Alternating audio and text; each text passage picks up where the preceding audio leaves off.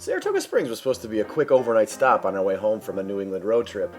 Instead, it turned out to be a serious highlight, and we genuinely regret not being able to spend more time here. From the second you drive into town, you do get a hint of that farm fresh smell, and as you turn to the left, you see this famous racetrack that the locals refer to as the Downs, which, if you look it up, makes very little sense. But anyway, there's so much wealth there that that smell pretty much gets filtered out. And plus, once you hit downtown, you're too distracted by the awesomeness to care what your nose was just trying to say. We arrived after dark, as one does when they can't remember when the sun goes down in the fall. And even in the dark, we were still blown away by the obvious story this town has to tell. Between the old mansions and the timeless architecture, you don't want to blink for fear of missing something. And of course, the ghosts, so obviously. By some accident of fate, we ended up booking a stay at one of the most renowned spots in town.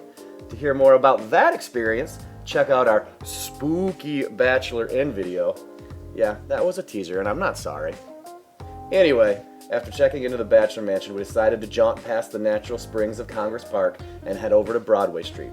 And because the magic just doesn't quit, we found the best combination of stately historic buildings and modern convenience, because who doesn't want it all? So horses. If you're into horse racing, this place is a good bet. Get it? Because betting on horses at the racetrack? I'll wait for you to catch your breath. Horse stuff is seriously everywhere. And by stuff, I mean everything. Literally everything. Fence posts, chocolate, pillows, carousels, shoes. If you're the themey type, Saratoga is a horse lover's dream. Speaking of dreaming, the nightlife in Saratoga was awesome. And maybe I am still a little salty about the early bird special thing of the 3 places we visited Vermont. Seriously, closing restaurants at 5 p.m. isn't normal, and you're never going to change my mind.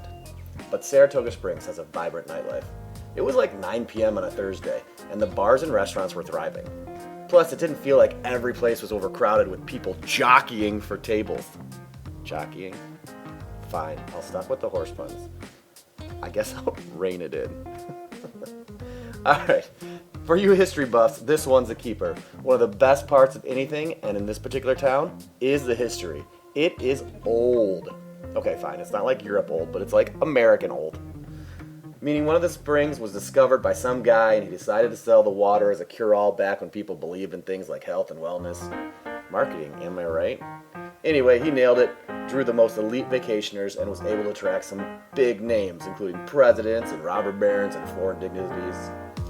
Disney even designed one of those resort properties based on this place. That was like a more recent development though. I don't think Saratoga Springs guy knew Walt, or maybe he did. What do I know? I'm not his secretariat. And yes, much to Courtney's chagrin, I did try the rusty spring water out of a real rusty fountain. But so far I'm still here. So far. If you survive all this horsing around, check out the multitude of historical markers, museums, and guided tours. And no old-timey town would be complete without ghost tours. So Saratoga Springs does not disappoint. I actually found a book of news clippings from the area, and holy freaking crap, some weird spooky stuff happened here. But no spoilers this time, because we're already talking about going back for another visit.